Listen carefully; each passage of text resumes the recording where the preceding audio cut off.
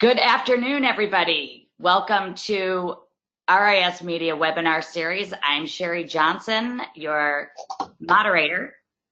Our awesome panelist today is focusing on growing your business, strategies to scale your business for sustainable long-term growth.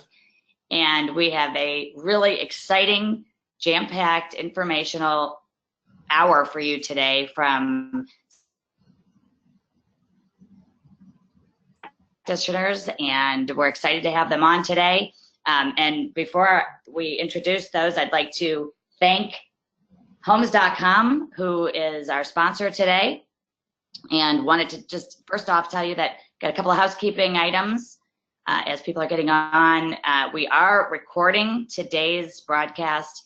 We will have a full recording of this emailed to you, a link sent to you probably within about an hour after the webinar, as well as the ability to watch this again from the RISmedia webinar on rismedia.com. So you will get a copy of this. And again, Homes.com bringing this to us today.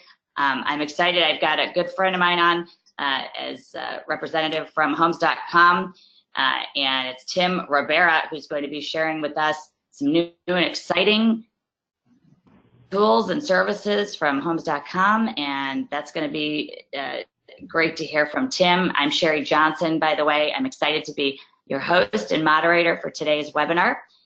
And Tim, hey Sherry, you're on your sales manager, and we've done a bunch of shows together. Yeah. You've got great energy you're bringing to us today.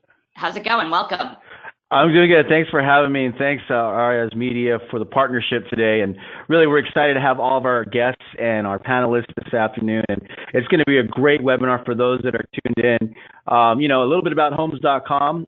Again, we're just excited to partner with RISmedia today. We are one of the largest real estate portals online. Sherry, I know that we talk about this across the nation. You know, with 15 million unique visitors coming to Homes.com, we're just excited to be part of what's taking place here this afternoon.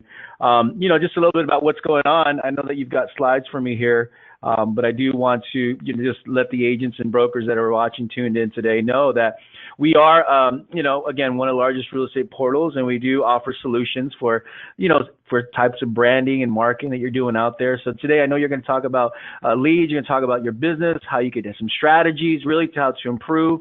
Well, we want Homes.com to be one of your partners. And so how we do that is we definitely have some solutions that you can discuss with us. You're looking at our brand new launched website. We just revamped this, Sherry, with a complete facelift for the first time in 20 years. We're approaching the home buyer with a personalized search. As you can see, I'd like to buy a 4-bedroom home in Norfolk, Virginia. We're starting our homepage with a conversation. I think that's what a lot of home buyers and consumers want to do when they log on to any website. They want to be able to have a conversation, be able to find something very simple, very easy. They want to find their next home. So if you go to the next slide for me, Sherry, that'd be great. What we have today is, you know, throughout the webinar, you talk about business strategies. Well, city sponsorship could be part of your strategy as well. This is one click away from Google. With this, you brand yourself as one of the city experts or the city expert in your local market as a consumer when they're searching. And, you know, we offer friendly call action buttons. We brand you as a local expert, and we sponsor you throughout all the searches throughout your local market. If we can go to the next slide, that would be great. Thank you, Sherry. And as if you're a listing agent, if you're a buyer's agent, you know, this is a great solution, a great tool to get you branded and exposed at a city level. We can put your most relevant listings up there as well. We can put you in front of the home buyer. We found out, Sherry, that 73% of people that are coming to Homes.com are transaction ready, which means that they're ready to move within the next 6 months. And so we are generating a ton of traffic. We're generating a ton of inquiries. And, you know, in terms of lead quality, we're attracting transaction ready consumers that are coming to Homes.com. So I hope everybody's excited for today, what's going to be taking place throughout this webinar. And again, we're just thankful to be partnering up with RISmedia, Sherry Johnson, all the panelists, all the guests here today. So thanks again. And for more information on Homes.com, you can always give us a call, and I'll be more than happy to speak with anybody that calls in today. Absolutely. And thank you. This website is unbelievable, Yeah. and nothing but raving comments about how awesome the user friendliness is, the images, the ability to search. It's fantastic. So thank you. Yeah, you're welcome. Love it. And thank you again for sponsoring and making today happen. Again, anybody has a question, another just quick housekeeping item, please feel free to submit questions throughout today's webinar. We'll be answering them throughout the session, and we're happy to take your questions. So please click the button and submit your questions. I'm excited today because I get to talk to these amazing rockstar agents that are using strategies they're going to share with us today and how they've grown their businesses. And we've got two great real estate teams on with us today. The first from Boston, Massachusetts is the Sarkis Troyer team. And Melinda and Suzanne have been selling the Boston real estate market with a commitment to excellence for over 18 years. The Sarkis Troyer team area of expertise includes the luxury market, condominiums in the Back Bay, Beacon Hill, South End, South Boston, Seaport, and the South Shore, and also specializing in Hingham. They possess a natural rapport of dynamic qualities that set them apart and enable them to successfully procure the goals of their discriminating buyers and sellers that they represent. Melinda Sarkis has been in the Boston market, again, listens attentively to her clients, knows exactly what they are looking for, and articulates strategies for them. She is very determined and driven, including running the Boston Marathon 5 times, which is amazing. Congratulations, that's awesome.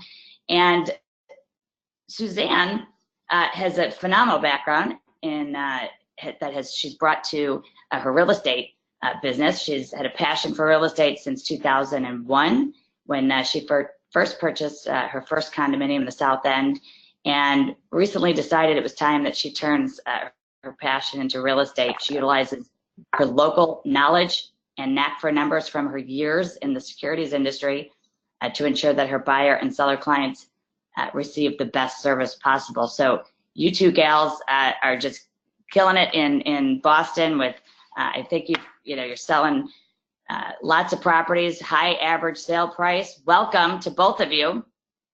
Thank you. Thanks for having me. I'm so honored. We are thrilled to have you. We're thrilled to hear how you're doing this, and those, again, all these amazing strategies that have differentiated you and accelerated your results and brought more business to your business. And so we're going to hear some great strategies from both of you. I'm excited to also welcome our other panelist, Dan Combe from Dan Combe Team Ebby Halliday in Southlake, Texas. Dan has been a resident of Southlake, Texas, and an active participant in the community, licensed Texas real estate broker. He is devoted to serving. His degree is in marketing, and with decades of executive level contract negotiations and sales experience, Dan is a polished professional who knows how to market homes for maximum exposure while protecting his clients' investments. He is a father of 4 daughters and understands the desires, needs, limitations, and dreams of the modern and ever-changing family. His active involvement in the community and desire for knowledge will enhance his clients' real estate experiences and bring his dedication that comes with a servant's heart. Dan's real estate success has been featured in Forbes, Texas Monthly Magazine, Fort Worth Magazine, and Dallas's D Magazine. Welcome, Dan. Thank you very much. I really appreciate the time you're giving us today. Well, you've got some really cool strategies, including the Welcome Home that hopefully you'll tell us about where that originated from. Dan has well over 25 million in sales volume. You've been a consistent leader in your market, and we're excited to have you. So thank you for being with us today. Well, thank you very much. The Welcome Home is just a natural play on words because of the last name being Combe. So it's great. Put flow together. Thank you very much. It's really great. And we're just going to jump right into a discussion about how do agents that are on today, brokers, agents, listing agents, buyers agents, how are we leveraging opportunities? How are we putting in strategies in place that help maximize future sales, future growth, more listings? The first question that I'm going to ask our panelists today is, how do you leverage your current listings to sell more homes? How do you leverage your current listings to hopefully sell 2 to 3 more sales off of each one of those listings? And what is it that you do differently to do that? I'll ask Dan first. How does that work for you? Fantastic. One of the things that we do right off the bat, which might lead into some commentary later on in the conversation, is hold open houses. Because we have a team of 7, we're able to have other members from the team go in and hold the open houses. For example, when it's my listing, I might have 2 or 3 agents from our group hold the open houses so that they have the ability to represent the buy side of the transaction as well. Some people are uncomfortable going directly with the listing agent. Others want to go directly with the listing agent. And in that situation, it does give somebody independent advice and opinions. Because in Texas, we do not have dual agency. We have an intermediary transaction. So that would be the starting point, along with advertising through to all the neighbors, surrounding area people, and especially investors if there happens to be a high rental population of homes in that area. So we just try to reach out into the community quite a bit and provide people the best service. I love it. And open houses are literally a untapped source of lead generation, and I love that you're still doing that, and very, very good stuff.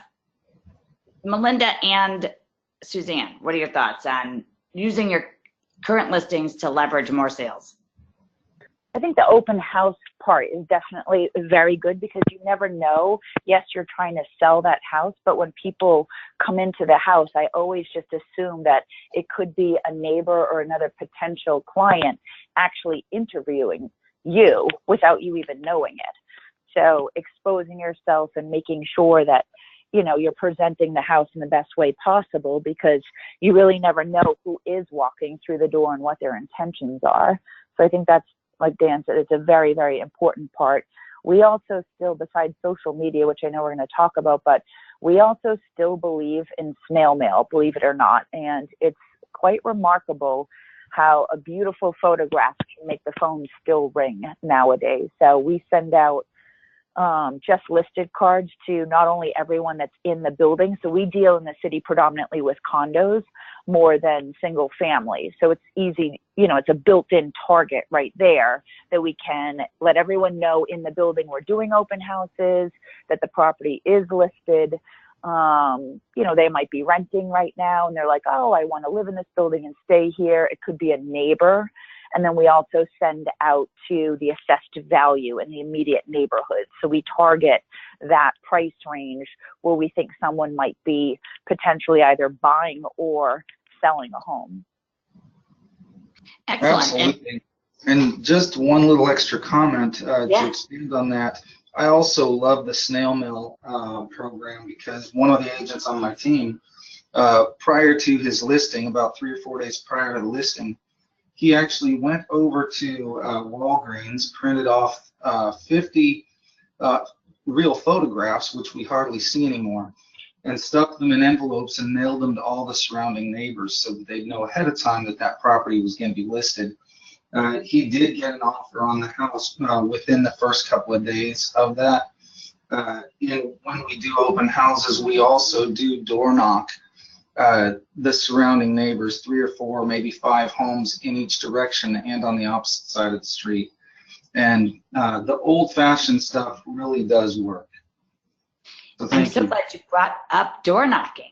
It's an outstanding method, and it sounds like you're both using open houses, first of all, to leverage your listings to make more business happen, make more money from realizing that you can pick up listings. I love that, Melinda, you said you're being interviewed, and that is absolutely what happens. People come by, especially if you're door knocking, to Dan's point, you invite them to the open house. And then to point out again on the just listed cards, you know, people have told me that less mail in people's mailboxes means that these really good looking printed cards are being seen by people. And the other thing is that a lot of people feel these are the least expensive, most effective piece of print media that is out there. And so definitely useful, and just another way to, you know, utilize that house and make additional sales off of it. Anybody, and we didn't mention yard signs, but obviously you're getting calls on the yard signs, and people really, agents don't realize that that house is really a way to get 3 to 5 more pieces of business. And I think you two are using great tactics. Suzanne, anything you wanted to add? Yeah, I think too, with Melinda's point of, you know, you're sort of possibly being interviewed by neighbors, is just having all the knowledge on the surrounding neighborhoods as far as rentals and sales go. So if they're going to ask you the question, you know, maybe right off the bat, well, what do you think my house would be worth? It's a 4-bedroom, blah, blah, blah, that you know what the market data is and what's sold and what's on the market currently. Excellent. Yes, great point. Great point. Being able to switch sheet and talk about other housing, and I love it. Great stuff. So one of the biggest things the agents face is how to leverage your time. Real estate is an outstanding business for some because it's a flexible schedule, and on the other hand, it is having discipline, and the fact that it's a flexible schedule is a downfall for a lot of agents, because you don't have to be at the office. You don't have to show up to a certain, you know, office at a certain time. How do you leverage your time so that you are getting the most dollar producing activities so that you can go on more appointments, and then also so that you can have more life and work balance for other things besides work? Dan? Well, I think the newest agents are the most susceptible to robbing their family of time. As we get into the business, we have a tendency to be extremely eager. We get out there and we jump in with both hands and both feet, and we're trying to make the biggest impact. But what we're doing is we're neglecting ourselves, we're neglecting our families, our children, and a lot of the friends that we have that could potentially be some of the very best referral sources that we might have. What I suggest to a lot of people is to use every lunch, every meal, and every morning coffee opportunity to invite one of their friends, or invite a family member, or to invite someone that they knew in college, just to get together. You might be on the other side of town, and just reach out to somebody, and if you have to stop for coffee, try to have a 5 or a 10-minute break with somebody. I think that's one of the best ways that you can leverage your time while having a little bit of a more relaxing conversation with people and letting them know the business that you're in. Because in Texas, for example, there are 90,000 licensed real estate agents. Most of them don't renew their license after the first year, and part of it is because they don't learn how to manage their time. So it's very important, and thank you for bringing this up. Yeah, it is. It's a catch-22. We fill our day with activities, and you know what I always say to people is, did I make any money today, and or did I spend too much time servicing all of my current closings and not prospect? So that's always a struggle for agents. They sell some houses and they're busy servicing them and they're not prospecting. Suzanne and Melinda, your thoughts? I think it's Melinda. You hit the nail on the head with the catch-22, because you can always be on in this business, and it's feast or famine. So to try and find the balance is challenging. And over the years, for me, it's still definitely a struggle, but on the other hand, I find the easiest way to find the balance is do something that you really love, and then you can weave it in to business. So for instance, like fitness is something I'm very passionate about, health and fitness. So going to a class with a client, it's kind of like I get my workout in, we get to socialize together, and I'm putting myself in front of another client, let alone if it's a class, there's, however many other people that are in the room.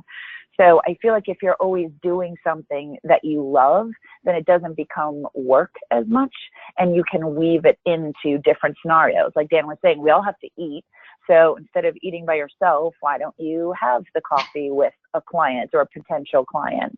I think those are like little easy ways to weave it in, but you also do have to, which I'm definitely very challenged with, but you do have to step back every once in a while, take a breath and go back into it, because we all know those realtors that are like constantly on, and you can just smell it and it kind of stinks. So I feel like you have to step back and then go in, and my best advice would always be just do something you love and weave it in that way. Well, and I hear what you're saying. It's when they're too on too often. Oof. It's strategic, and putting, I love the going to a fitness class, and it sounds like, really every person we come in contact with is a potential client, and you just wait for the right opportunity to bring that up, or they bring it up. But the fact is that you're with them and you're socially interacting. Suzanne, can you add to this, Hen? Yeah, I would say, just staying in front of people and not being afraid to tell them that you're in real estate and that you'd love to, have them be a referral source for you. When I'm at my kids' school events or sports, on the weekends and stuff in the mornings, it's making people remember what I do for a living, and trying to just leverage, that sort of group of people that I'm around a lot outside of, my colleagues in the office. Because again, we work in the city, but I live outside the city, and people move all the time, and they don't necessarily see you as a real estate agent. They see you as so-and-so's mom, or dad. And so it's just leveraging that, your position basically. Excellent. I love it. Any other thoughts? I think,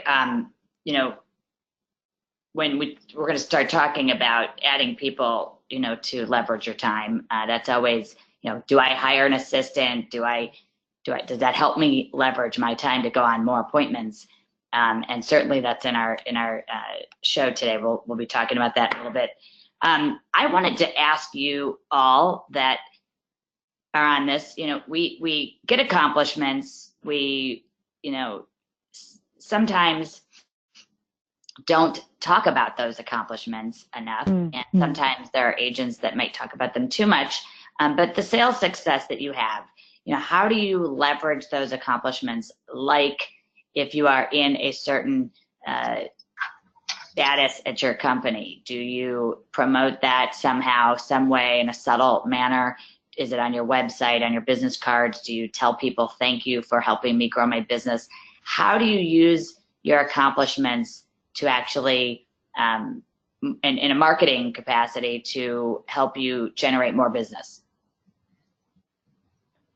I'll start with that one. I am, after all these years, just learning to do that. And not because I'm the most humble person, but so the company that I used to work for got acquired 2 years ago by Coldwell Banker. And it was a very small, very luxury boutique firm that I worked for 16, 17 years. And our owner looked at it as your bank account is basically your accomplishment. So there weren't really things that you were recognized for. And I was just trained that way. So just keep your head down and keep selling. But now being part of Coldwell Banker, Suzanne and I are so fortunate to be, 2%, 1% in Coldwell Banker. And there are luxury trips that we get to go on now. And it's something that she and I definitely need to work on more. Like I just came back. Unfortunately, Suzanne had to have surgery, so she couldn't attend, but don't worry, I still went. But I didn't miss that trip. But it's great networking and whatnot, but I definitely, Suzanne and I have to start using it a little bit more. Maybe Dan can teach us something, but, you know, posting the photos and, like you said, Sherry, thanking the clients for getting us to this level, right? Like, yes, we work hard, but if it wasn't for all the clients, we wouldn't be there. And using that in another way of like kind of still asking for more business. I mean, I think that's something a lot of us sometimes can get challenged with, is being humble and having, you know, not tooting your own horn, but it also, people do it every day and it can escalate you to a different level. And people, you know, perception's reality, right? You're saying you're in the 1 percentile of Coldwell Banker worldwide. I mean, that's, you know, it's definitely a huge honor. And, you know, we have to learn not to be shy saying that. So do you list that in an email signature? Do you list it on your website or your social media? Where do you put that out as being 1%? Yes, we definitely both have it in our signature. You know, next round of cards, we definitely, business cards, we should be putting it on there. Social media, I mean, that's something this week, just because the trip was last week, I think we definitely need to post that, and, you know, that we spend time with the president of Coldwell Banker and all of that. On our just listed cards, just sold cards, it's there. So we are, starting to do that, but definitely in our email for sure. Excellent. And I think also it's just, you know, not being afraid to say, you know, we work really hard and we have, you know, the track record to show that, and be proud of that, because people obviously respect that. They want top selling agents representing them. So like Melinda said, we're, you know, getting to the point, you know, where we're revamping stuff and it's on all of our show sheets and whatnot, and just to feel comfortable about it because we've worked hard to get that recognition. Yeah, and you gotta sell yourself. I mean, we sell ourselves first, and then we sell a house. Dan. Absolutely. When I first met my wife, my mother-in-law had an expression that she would use all the time in talking with different people, and that was, let another mouth praise you and not your own. Wait, say that one again. Say that one again. Let another mouth praise you and not your own. And that's actually paid off really well, because if you give your clients and your friends and your relatives the opportunity to promote you, and a spouse or maybe your kids, you might present something to your kids, to your spouse, and just say, hey, do you mind taking this little tidbit of information, creating a Facebook post for me, and tag me in that?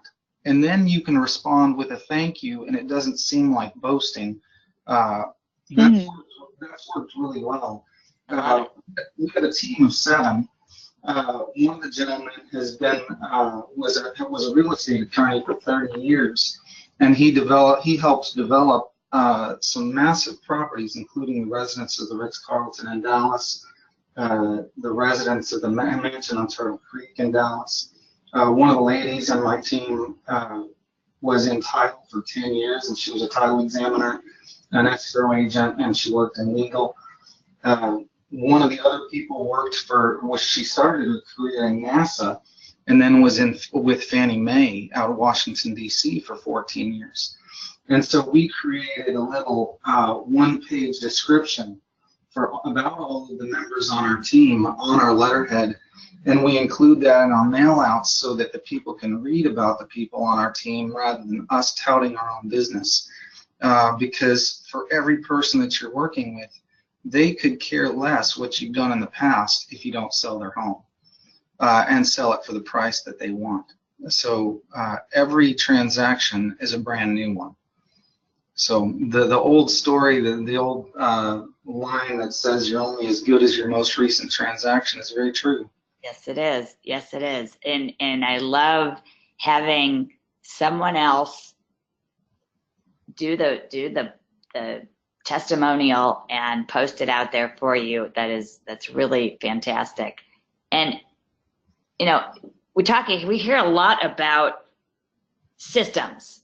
You know, how do I put systems in place that will create more time for yourself or your team members. And if you could just describe how putting systems into your business has been able to create more time for you.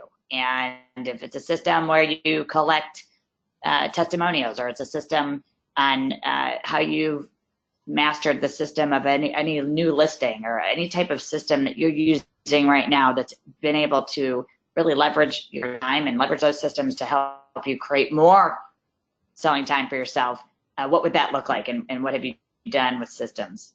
Sure, and I'll look back on this is Dan again, and I'll look back on my first 3 years in the business. I felt like a one-person wrecking crew, where I was waking up in the morning, putting together proposals, going out and doing my listing presentations, coming home at night, searching for more properties, staying up till 11 or 12 o'clock at night, and it was no life, put it that way. After a few years in building the business, I hired an assistant, and my assistant, I would tag in on all of my text messages. So as I was working with a client, I would put her in on a three-way text, so that from time to time, if I was a little slow responding, she might be able to pick up and respond a little faster with information about a listing, or information back to a seller about their property and the times of the open houses.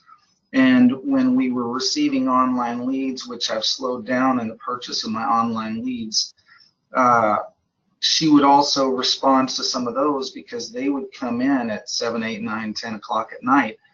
And I would have her send out an email while I would send out a text, depending on the hour. So when our clients, our customers at the time, would get an email, one person might respond by email, but another might prefer to respond by text. And when we were creating a touch point from both angles, we'd find a greater success and a better ratio on capturing those leads. So that's passed through over the years and really become productive. Wow. I love this texting communication, and just putting your assistant on that text. You're busy, they can respond better. That's outstanding. I love it. Melinda and Suzanne, talk to us about your systems that have helped you. Yeah, I think it's delegating. So we are fortunate. We have a transaction coordinator. She's new to the team, but it's been great because, know what you're good at and do that. In this business, like Dan said, we all try and be the jack of all trades, but then sooner or later, the rest of that phrase is master of none. So for us, delegating things to our, transaction coordinator has freed us up some time to maximize what we're really good at and to make these systems.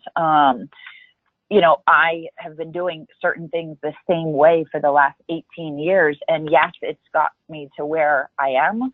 But on the other hand, I'm learning very quickly, especially Suzanne and I teaming up together, that, you have to delegate certain things and get these systems in place. For instance, like open house follow-ups. Like, we do most of those ourselves, but as long as it's in a certain place altogether, not just on a sheet, following up, like our mailing list. A lot of these things were just in my head, believe it or not, over the years. And to get something like, have Tori, that's the name of our assistant, have her put in the 30-day follow-up, the 60-day follow-up, the 90-day, the 1 year, and the repercussions we get from clients, like, I can't believe you remembered, it's been a year since we bought or sold our house.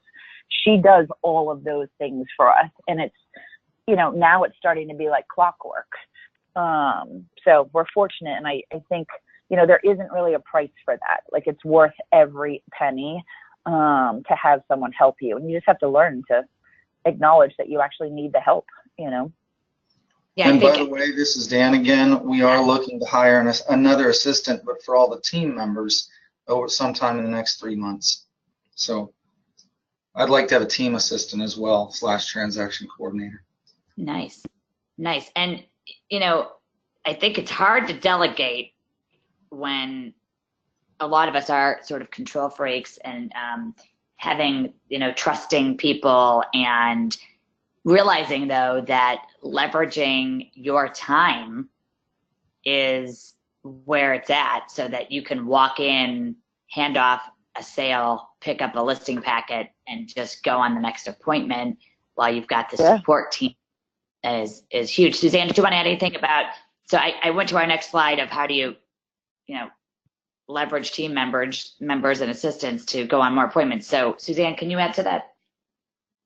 Yeah, no, I think, with Melinda and myself, we, obviously back each other up. We are on every text message and email with every client together, in the event that one of us, is, say, the lead on a transaction and we can't be there. So there's no skipping a beat. We all both know exactly what's going on at all times with the transaction. And adding Tori now, she's able to, get those marketing presentations, listing presentations together, so that everything's ready to go. So in the case that, we're running into the office, we can just grab and go, everything's there. She's, helping to deal with open house, getting ready for open houses and brochures ready and booking photography, and there's so much that goes into getting a listing ready. And to have her be able to sort of take on that task and that whole process, it allows us to, be dealing directly with the client, whether we're still firming up pricing or, working on trying to find them something to purchase. So. And you have do you use a team email? Did you say you have a team specialized? Yeah. A team email Yeah. that goes So we to have everybody? Right. Yes. We have a team email that goes to all three of us, which is great. We also are lucky that we have two admin in our office that can assist with things as well, ordering yard signs and things like that too. Awesome. I think that's and Dan, critical. Dan, I was tell going us to say, about, go ahead, I'm sorry.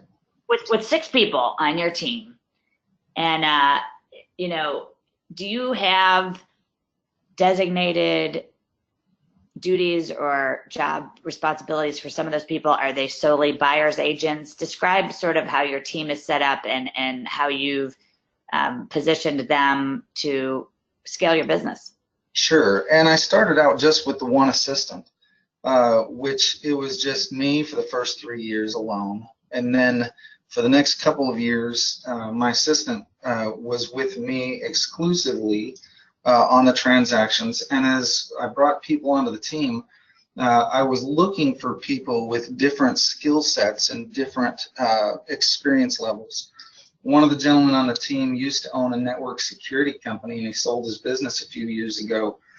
So he is just a master at social media, Facebook, creating videos, and leveraging those experiences.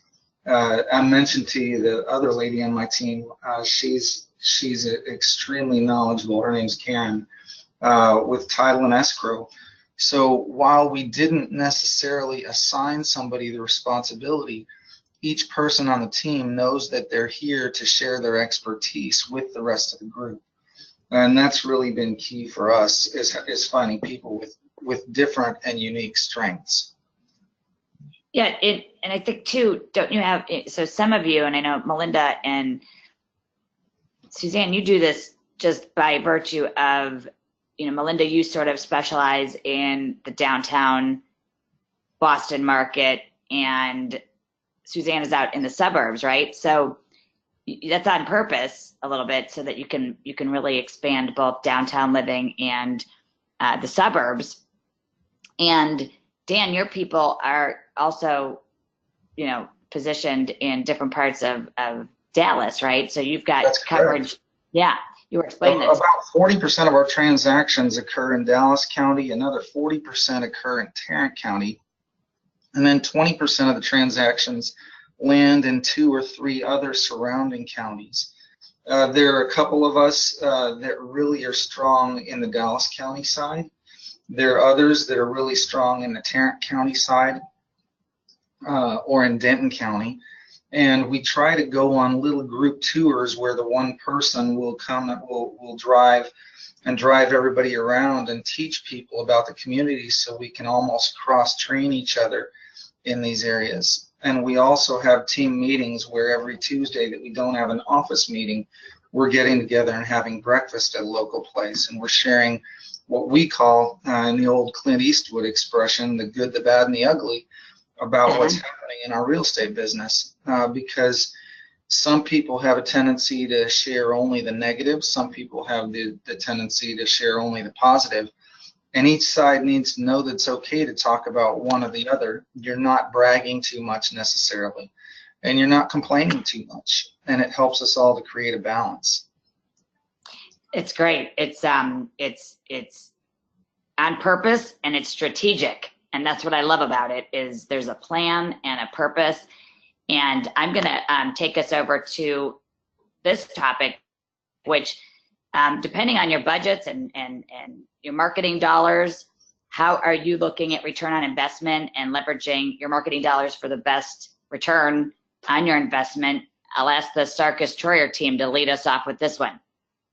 Sure. I think it depends on the market, right? And where you are in the market and the marketplace. There are certain things that Suzanne and I have been doing for years, but then the supply and demand is definitely shifted in the city. So the supply is down and the demand is still up.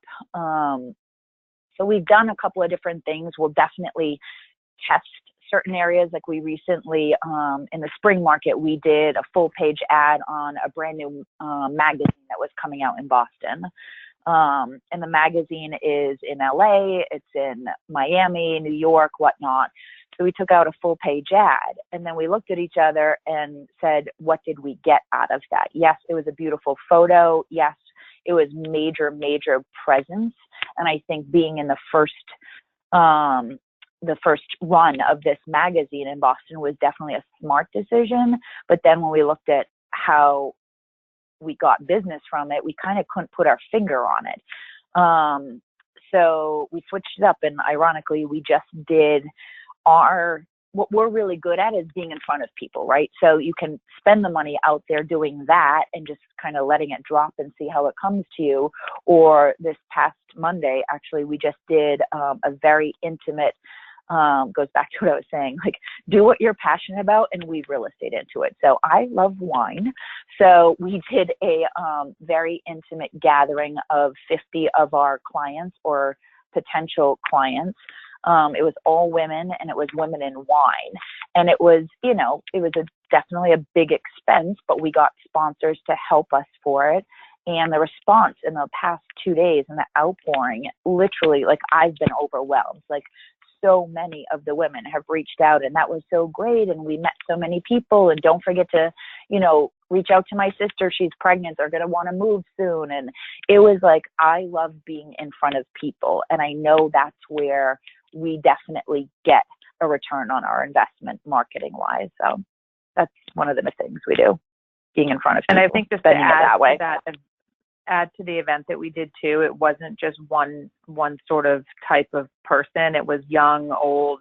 It was living in the city, living outside of the city. It was working moms. It was, people that don't have kids. It was stay-at-home moms. It was sort of like a very wide range of people, but we were the common theme. So it was a great event, as Melinda said, and everyone had fun and really appreciated it. Instead of, just sending out, more brochures and things like that. It's the touching people and, in a conversation, what'd you do this week? Oh my gosh, I went to this amazing event. And then, sort of hopefully it spirals from there in a good way. Plus the other thing, just to finish with that, I feel like it opened the door, obviously, for the people that were in front of us, but now, and we haven't done it yet, but in the next, day, today, tomorrow, now we can use it in social media and like first, annual Women in Wine Festival or whatever, however we want to say it. But now we're going to put it in social media and let people see it that way too. And it's like, oh, I want to get invited to that. And it's another way that we can use the money that we spent on that one evening to keep using it for marketing. I think it's like the gift that keeps giving.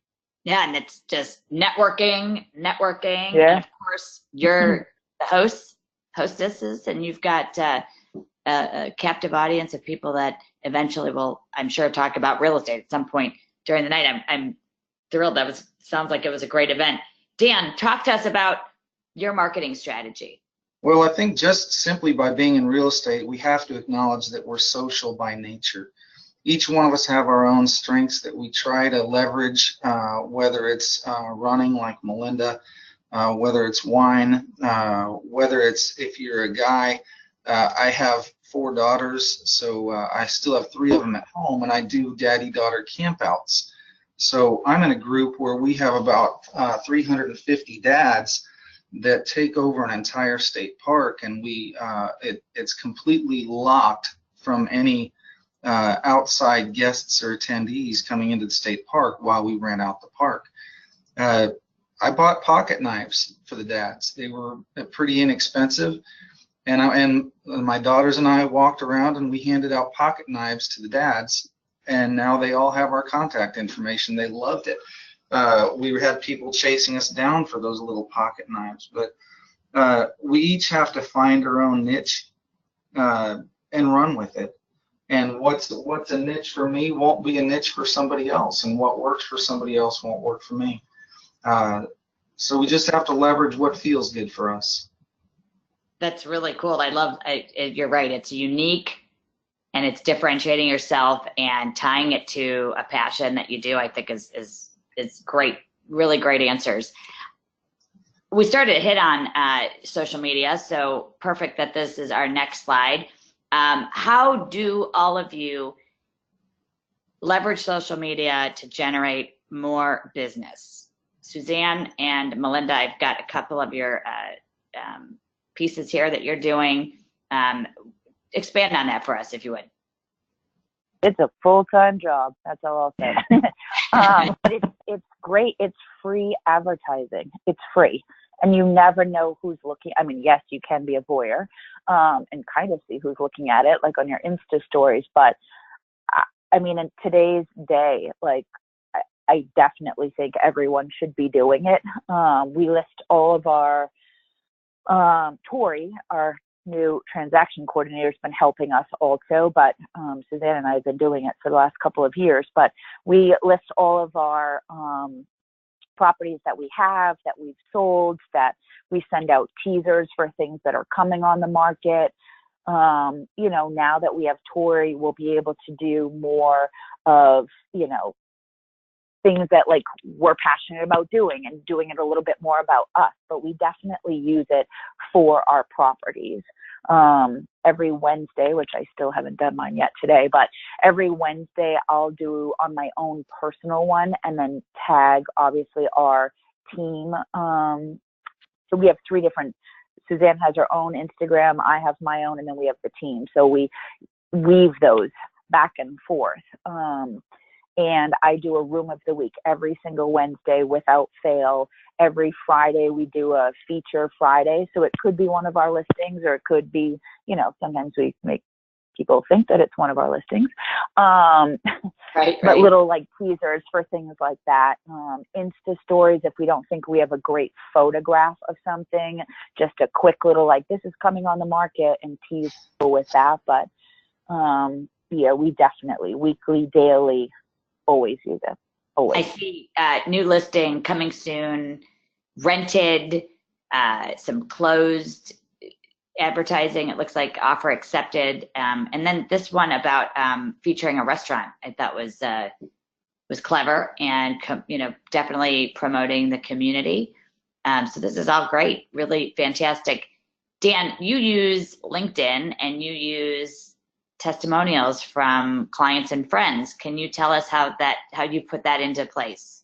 Absolutely. Referrals and testimonials are key, and we can just pretty much, with the permission of each one of those people, copy and paste those to different types of print mail or different online posts. Or like I mentioned earlier, you just ask somebody, hey, do you mind posting something about our transaction and tag me in on it?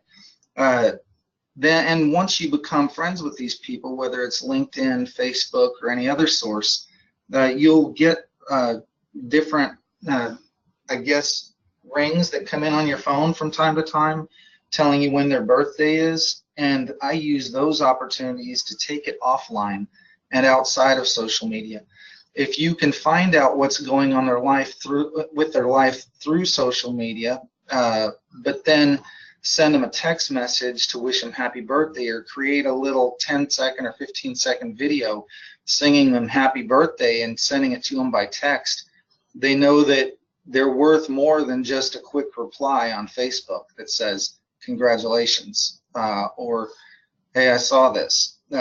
You're taking it outside of that to the friend realm rather than just being all strictly business.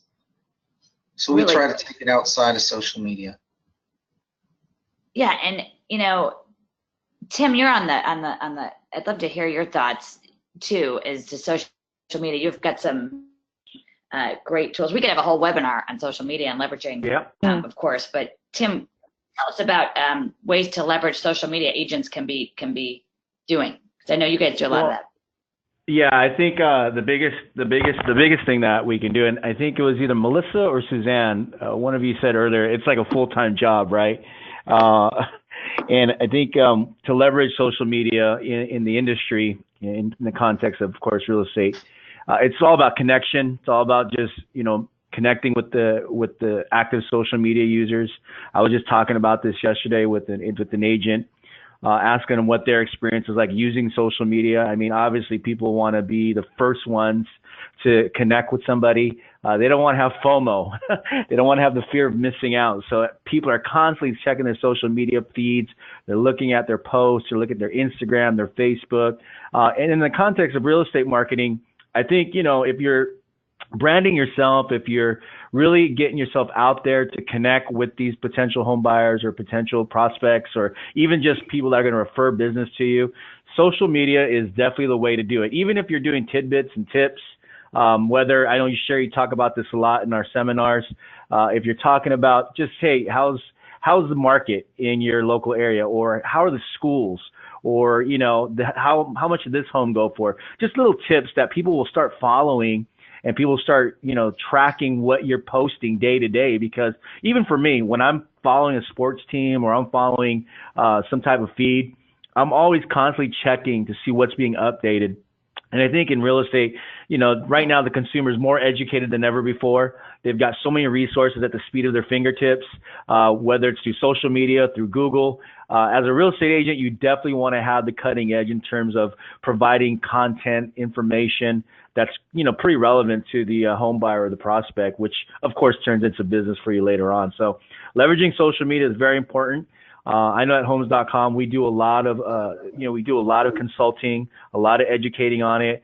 We even got specific programs to assist the agents and supplement their social media strategies. But yeah, that's definitely one way to do that when you're leveraging social media.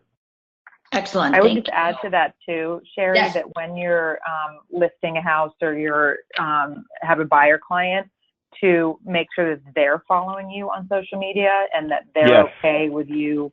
If you're listing, the house, to tag them in it, because then all their friends are going to see it. So again, it's just, hundreds of more followers, maybe thousands of more followers for your social media if you're tagging and mentioning your clients, obviously with their permission, in your posts. It's all free. And when Melinda said it's free and it's available, and it will leverage open houses. I know agents are posting their open houses on a Thursday with a $7 boosted ad and getting 14 groups of people through on Sunday for their open house and selling it themselves, with the $7 cost on boosting that ad. So definitely, having a plan, having social media as part of your strategy to generate more business is key. How do you leverage your website and or your CRM? And I know I see Melinda, you guys are using on your website. If you describe to us, how do you master this and utilize your website for more business? So one of the things I think is I use quite often is, instead of sending from MLS, like if a client's interested on something, I'll pull up the property from our website and then send it to them that way. So it's pushing them to the website. And then they start signing up from, for updates and listings on there, so that they're not looking on, I won't say some of the other websites that we hope that they don't look on. They only look on ours. But it forces them, basically, they're like, oh, this is great. And then it kind of opens the can of worms. They get to see our bio. They get to see, featured listings that we have, things in the neighborhoods, stuff like that. So I think that's really important, whether it's a text message or a quick email to them on the one property specifically. It always opens the door for them to start searching in other ways. Excellent. And Dan, your website has some awesome tools on it. How are you using that to leverage more business? Well, we're doing pretty much the same thing as they're doing. What I do is I capture the property listing off of my website. I forward it to people either in a text message link, which the text message links now are beautiful. They have the property image and a little information about the company, and it says listing from Dan Combe. And it provides all the information that it needs, along with a map to that property and a lot of other detail about the community. We try to isolate different sections of our website for each demographic in the city, and you can do that by zip code or you can do that by town, but it gives people a quicker access into each specific area of your town or marketplace. And we also have testimonials online, because testimonials, people want to see that you have 5 stars in Zillow, Yelp, and everywhere else online, especially for the new people that are coming on. So we just push the website name and we forward properties from the website itself to try to keep them within our little sphere of influence. Excellent. I'm just so, we've got some questions that have come in, and I think one question that I'm going to throw out to you both is from Tammy Springer. What is your best lead source? I'm growing my business and would like to know where to spend my advertising dollars. So Dan, why don't you lead us off with that? Absolutely. I'll just say, by none, my best location of leads is past clients at this point. I've been in business long enough to where the homes that I have sold to people on the buy side are coming back around and they're selling with me, and they're moving from one town to the next, or they're moving inside of the same town or school district, just in order to be able to upsize or downsize based on their family needs. So we stay in touch with people through our CRM, and I would say if somebody doesn't have a CRM, get one. And if they don't have their own personal book of business that they can reference, whether they have to create it on their own in an Excel spreadsheet, or whether they maintain what we call a wedding list, keep a list. And when I say wedding list, that's who would you invite to a wedding if it had been your own, or it was a wedding of your own child. So keep that 50 to 150 people that are closest to you around, and refer back to them, because that's free business. Dan, let me ask you, how long did it take to get your referral source working? Well, I came from a little different background. I was a headhunter recruiter for a lot of years, so I had a serious in with all of the executive placement people for companies in the Dallas-Fort Worth area. So my book of business that I walked in with was about 3,000 executive level contacts from people that placed in prior business in a prior career. So, but that really held no relevance getting into real estate. They knew that I was good in what I did in the past, but when you switch into real estate to avoid travel or whatever the cause may be, you're starting over. And really, that book of business did still take me, I'd say, 2 years to rebuild that book of business. Okay. I would love to ask what's your best lead source to the Sarkis Troyer team? What's your answer? I'll go back to just do what you love, right? Because if you have a dog, let's just say, go to the dog park, talk to people at the dog park. It doesn't cost you anything. You have to walk the dog anyway. If you like whatever it is that you like to do, weave in the real estate that way. You're not spending as much money. You're doing what you like to do. You're letting people know that this is what you do for a living. And it's kind of like a win-win all around. And it keeps you happy because you enjoy it. The people around you want to be around you. But I think it's just asking for the business in that scenario. I would also say utilize your manager in your office and ask them to get you leads, because leads do come into offices all the time, and utilize, getting on your company's, lead router system for sure.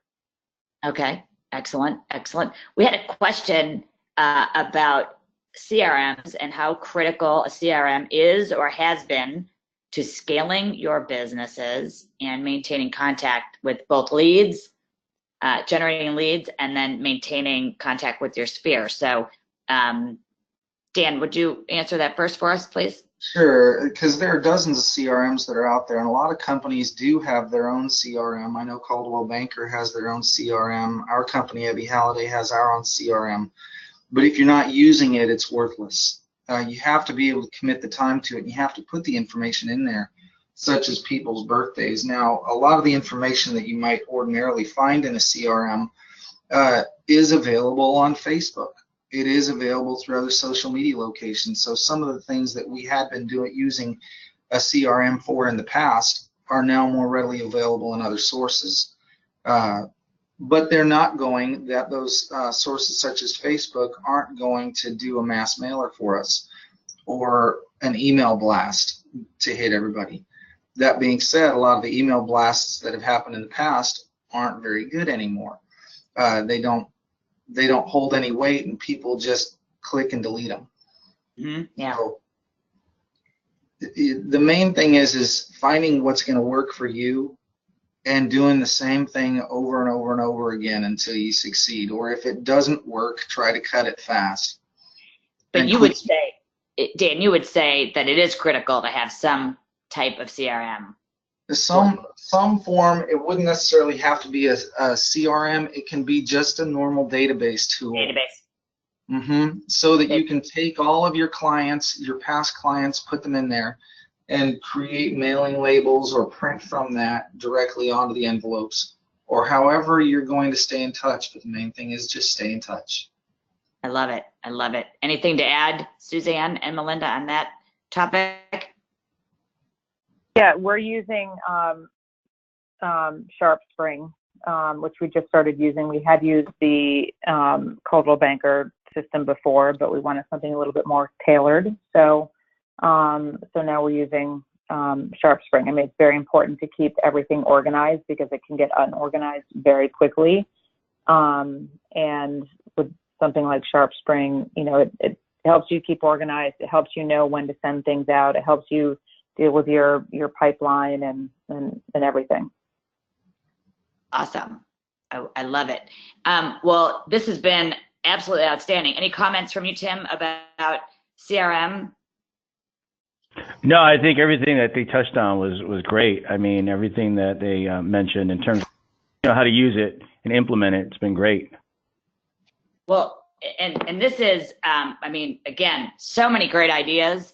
I hope everyone on today's broadcast has walked away with actual, tangible strategies that you can go put into practice right now to get results and start utilizing these for the same way that you're doing these, to leverage your time, leverage your resources, leverage your marketing dollars, leverage your listings, leverage your database, leverage all those people that you know, that like you, that trust you, to have a great plan to move forward, to start to strategize different ways to grow your business and make it happen. So I can't thank you all enough. This has been so so many ideas. I really hope everyone has taken notes. And again, this broadcast will be emailed out to all the attendees. And we want to thank Homes.com again for being our awesome sponsor today. Thank you, Tim. Thank you guys. It was great. Good stuff. And Dan and Melinda and Suzanne, thank you for your time being a friend of RISMedia and having you out here today for us to share what you're doing. Continued success to you.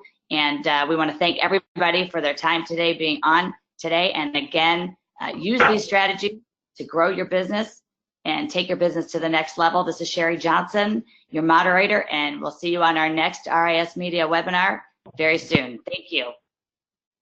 Thanks so much. Thank you. You got it.